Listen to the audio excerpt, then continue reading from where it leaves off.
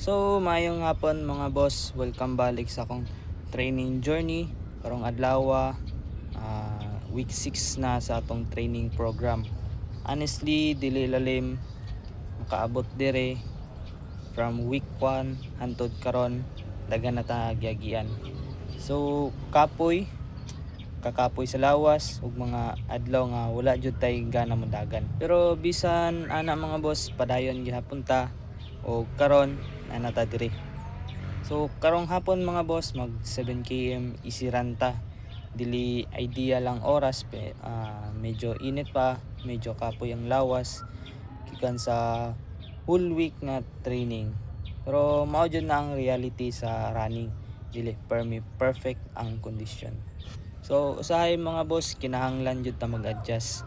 Dili ka karan sa buntag, dito ta sa hapon. Dili kusog imong lawas, nainay lang ta.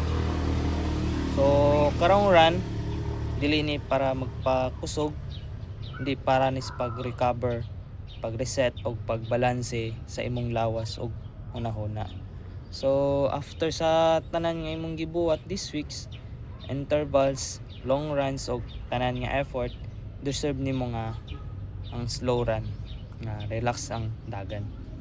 So imo ani nga time para sa imong kaugalingon, walay pressure sa pace, walay kinahanglan nga patunayan. So focus lang sa ginhawa, sa matag lakang ug sa moment. Ug bisan hinay basta nagpadayon ka, dako na kayo nang daog. So mga boss, sa karong hapon sabay ta, relax lang, enjoy lang ta ug padayon gyapon ta. Tara.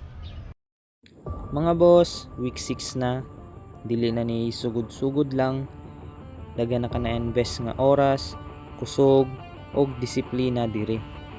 Karong gabi dili ni para sa kusog, para ni sa consistency.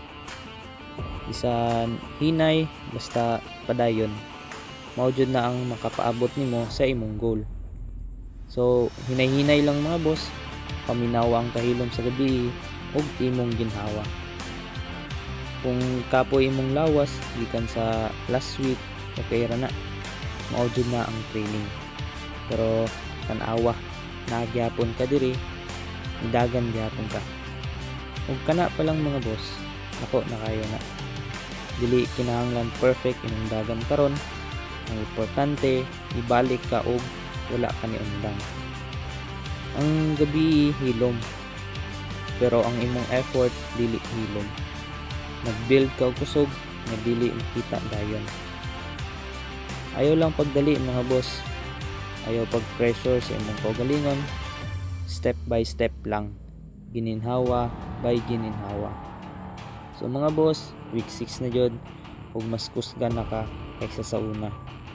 So padayon lang ta, bisan kapoy, bisan hinay.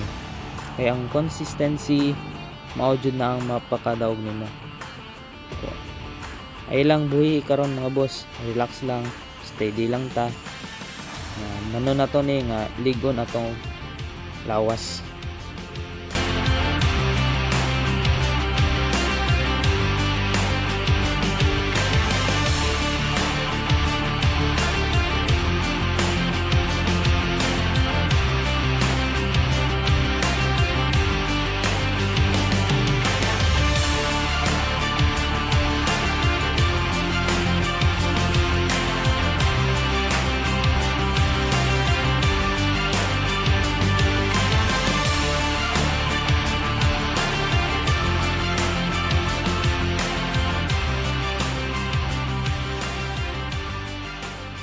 So yan mga boss, manatong 7 km easy run, dili man kusog nga dagan pero sakto ra, exactly what the body needs.